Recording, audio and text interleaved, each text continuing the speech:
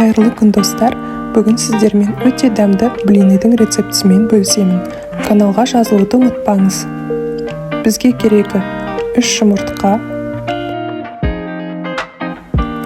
3 ас қасық қант, жарты шай қасық ас тұзы, 3 ас қасық өсімдік майы, 3 ас қасық су,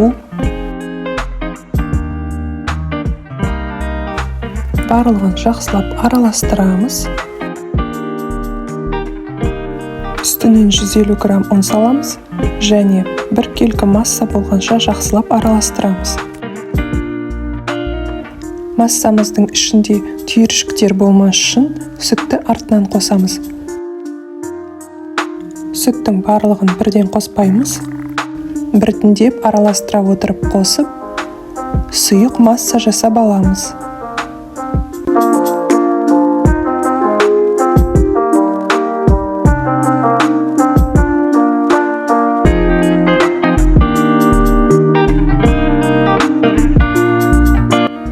Табамызды орташа отта қыздырып алып, үстінен кішкене ғана сұйық май жағамыз. Сұйық майды бір рет қана басында жағамыз, одан кейін жағудың қажеті жоқ. Блинидің әр жағын 30 секундтай ұстап, қоңырқай түске енгенше пісіріп аламыз. Мен пісірілген әрбір блинидің үстіне сары май жағып отырамын. Сары май блиниға ерекше дәм беріп тұрады. Массамызды әрбір блиниді құйған сайын араластырып отырамыз. Блиниді табаның ортасынан бастап, айналдыра құйып шығамыз.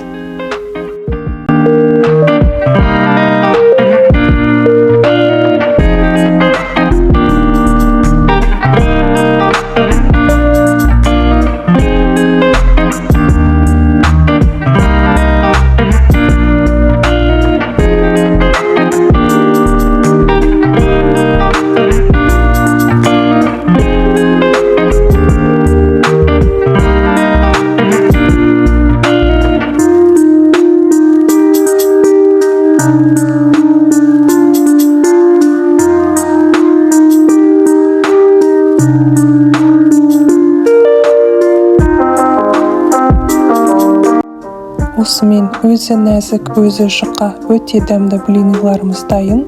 Каналға жазылыңыздар, астарыңыз дәмді болсын.